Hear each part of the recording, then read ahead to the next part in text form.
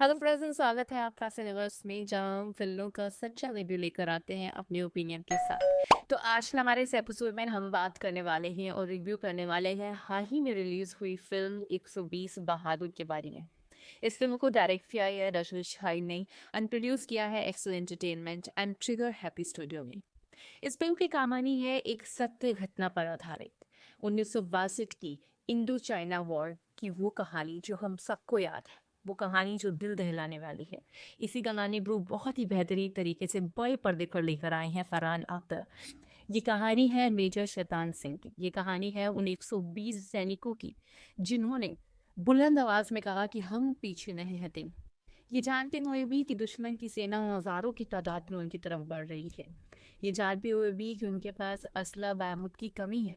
ये 120 जाबाज बहादुर तबीरत मेजर शैतान सिंह के नेतृत्व में और अभी आखिरी सांस तक लड़ते रहे भारत के लिए।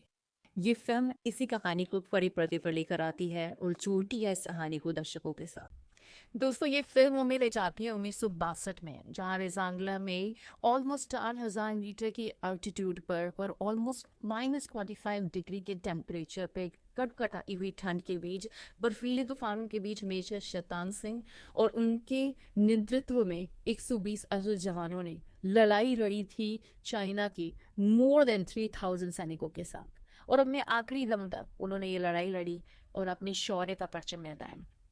वाकई में फिल्म को देखकर ऐसा लगा कि मैं उस वॉर जोन में चंदित थी। फिल्म ने वाकई में इस कहानी के साथ पूरा जस्टिस किया है। फिल्म के फलसफे की अगर हम बात करें तो फलसफा स्लो जरूर है, लेकिन इस दौरान सब्जेक्ट का स्टोरी का बहुत अच्छा बिल्डअप किया गया है। इसी दौरान ऑडियंस का जुड़ाव हो जाता है फिल्म के कैरेक्टर्स के साथ और एक इमोशनल राइट भी होता है, चाहे जवानों का अपनी फरवाइन से दूर चलना हो या फिर जवानों पर हाई एल्टीट्यूड पर सभी को झेलना हो, या सोल्जर्स इस सेक्रीफाइस को बहुत अच्छे से दिखाया गया है। मूवी के फर्स्ट हाफ की बात हो रही है तो मैं आपको ये भी बताना चाहूंगी कि जब फर्स्ट हाफ आप देख रहे होते हो ऑन स्क्रीन तो कहीं ना कहीं back of the mind border movie की भी याद आती है, क्योंकि इस फिल्म में भी बॉर्डर फिल्म से मिलते जुलते पिक्चराइजेशन है, बॉर्डर फिल्म से मिलता जुलता इमोशनल ड्रामा है और एक सॉन्ग जो आप वो संदेश से आते हैं कि याद दिलाते हैं। जब मेजर शैतान सिंह को ड्यूटी पर जाना है, लेकिन वो ड्यूटी पर जाते वक्त अपनी पत्नी की सारी साथ में रख लेते हैं। ये सेम दिन को छू लेता है, इमोशनल कर देता है और वाकई उस सोल्जर की कहानी को बयां करता है ना, जो अपने प्यारा जनों पर अपने परिवार को छोड़कर बॉर्डर पर लड़ने के लिए जाते हैं। तो अब बात करते हैं फिल्म के सेकंड हाफ के बारे में। इंटरवल के बाद फिल्म जैसे ही शुरू होती है, स्टोरी एक पेस पकड़ लेती है। अब आपको वाकई लगने लगता है कि आप एक वॉर जोन में आ गए हैं, क्योंकि सारे सीक्वेंस आपको बर्फीली तूफानों के बीच फिल्माए हुए नजर आएंगे। सेट बड़ा हो जाता है और अब शुरू होता है रियल एक्शन। अब लगता है कि वाकई में आप एक वॉर फिल्म देख रहे हैं, क्योंकि वॉर सीक्वेंस शुरू होने वाले हैं। यहीं से शुरुआत होती है फुल ऑन एक्शन की। ऐसे वॉर सीन्स जो आपको वाकई में डरा देंगे, ऐसे वॉर सीन्स जिन्हें देखकर आपके रोंगटे खड़े हो जाएंगे। ऐसे सीक्वेंसेस हैं जिन्हें देखकर वाकई लगता है कि 1962 में इस लड़ाई में क्या हुआ वो।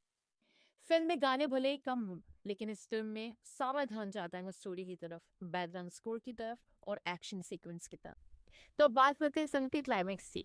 फिल्म का क्लाइमैक्स 1962 की इस वॉर को बहुत अच्छे से दर्शाता है, क्योंकि इसमें भर भर के एक्शन है, धमाके हैं और बहुत सारा इमोशन है। ये सीन इतना धमाकेदार है कि थिएटर से बाहर जाने के बाद भी बहुत वक्त तक आपके जहन में बना रहता है और आपको वाकई भारत के सैनिकों पर गर्व महसूस होता है। फिल्म की कास्टिंग की अगर बात की जाए दोस्तों, तो फरहान अख्तर ने मेजर शैतान सिंह की कैरेक्टर को बहुत ही बेहतरीन तरीके से पोर्ट्रे किया है। मेजर शैतान सिंह की वाइफ का रोल अदा करेंगी एक्टर राशि खन्ना ने भी काफ़ी अच्छी भूमिका निभाई है। हालांकि फिल्म में उनका रोल काफ़ी कम है, पर्दे पे वो बहुत कम देखते हुए दिखी है, लेकिन उनकी एक्टिंग ने उनकी प्रेजेंस को बहुत इम्प्रेसिव बना दिया। हालांकि फिल्म में बाकी कैरेक्टर्स की कास्टिंग कुछ और बेटर हो सकती थी, लेकिन फिल्म ने कुछ कैरेक्टर्स के साथ ऑडियंस का नाता इतना ज़्यादा बन जाता है, रिलेशन में इतना ज़्यादा बिल्डअप हो जाता है कि थिएटर से बाहर निकलने के बाद भी उन कैरेक्टर्स के चेहरे याद आते हैं। तो फिल्म में क्या बेटर हो सकता था? वह मुझे ऐसा लगता है कि फिल्म में डायलॉग्स थोड़े और बेटर हो सकते थे, कहीं कहीं फिल्म में कास्टिंग अच्छी हो सकती थी, फिल्म की सपोर्टिंग एक्टर्स के डायलॉग थोड़े और हो सकते थे।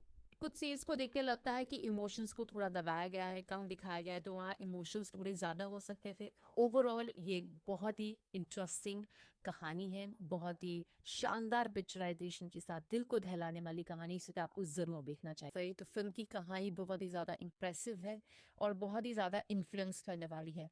एक बार फिर से ये कहानी ऑडियंस को पेट्रियोटिज्म की तरफ ले जाती है।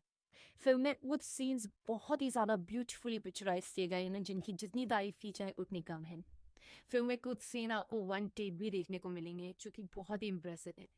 इस फिल्म में सच्ची घटना के साथ भी ज़्यादा छेड़छाड़ नहीं की गई है और इस घटना को ब्यूटीफुली बड़े पर्दे पर लाया गया है। और अगर बात करें वॉर सीन्स की, तो वॉर सीन्स ह्यूज हैं, एक्शन भर भर कर है और आपको वाकई ये सोचने पर मजबूर कर देता है कि आखिर एक वॉर को अपनी आंखों से देखने पर क्या महसूस होता है। ओवरऑल एंटरटेनमेंट को देखते हुए मैं इस फिल्म को दूंगी 4 स्टार आउट ऑफ 5। वैसे क्या आपने ये फिल्म देखी है? अगर आपने ये फिल्म देखी है तो आपका कौन सा फेवरेट सीन है फिल्म में, ये हमें कमेंट सेक्शन में ज़रूर बताइएगा। बाकी इसी तरह हमारे चैनल को देखते रहिए। Please like, share and subscribe our channel Cinevos. मिलते हैं आपसे अगले वीडियो में एक नई फिल्म, नई कहानी के साथ और कुछ नए ओपिनियंस के साथ।